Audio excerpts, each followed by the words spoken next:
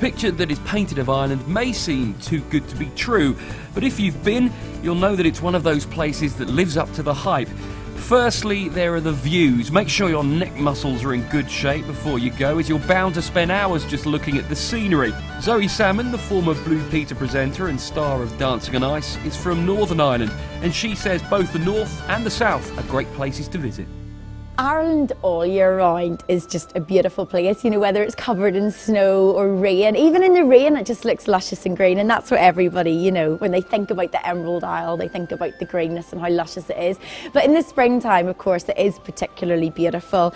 I mean, especially if you're going to go and climb up Slieve Donard and it's a clear day in the springtime and you can just see across Northern Ireland for miles. But it is beautiful because, of course, you know, in the springtime it is, you know, absolutely green and beautiful, and everything's blossomed and it's really, really pretty.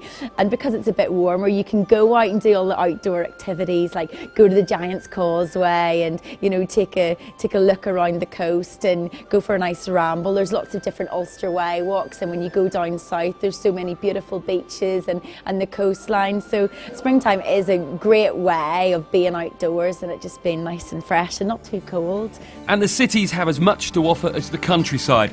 Dublin's one of Europe's oldest cities, and as a result it retains its historical and cultural charms. There's a wealth of museums and galleries, and you can explore the story of the capital through the countless artefacts and art housed throughout the city. There's also the beautiful and distinctive style of 18th century Georgian architecture. And of course, there is Dublin's famous hospitality. Trendy bars, elegant restaurants and stylish cosmopolitan shops and hotels. But of course, Northern Ireland has its own big city.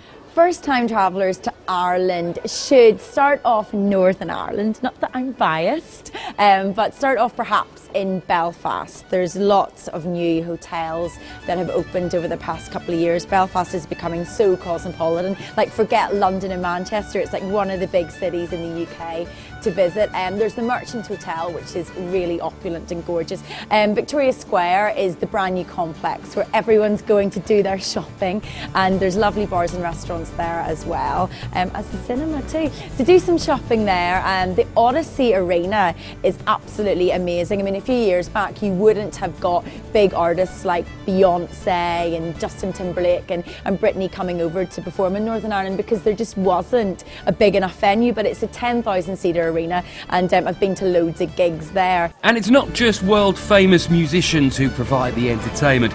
Ireland is renowned for its love of live music, both inside and outside.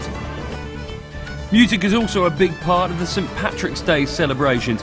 It's a day that's celebrated worldwide, but if you want to do it properly, then there's only one place to go. And of course, there are other fantastic events you can check out as well. There's massive festivals that go on there every year, whether it's the Belfast Maritime Festival or going down south into Ireland, and there's the Volvo sailing race, and there's the Gaelic Athletics, which is in its 125th anniversary this year. There's so many different cultural events. Getting to the Emerald Isle is pretty straightforward. There are 5 main international airports and also smaller regional airports that offer services to and from the rest of Ireland and Great Britain. And of course, if you want to take your car, there's always the ferry. It just goes to show you don't have to travel half the way around the world for a unique experience.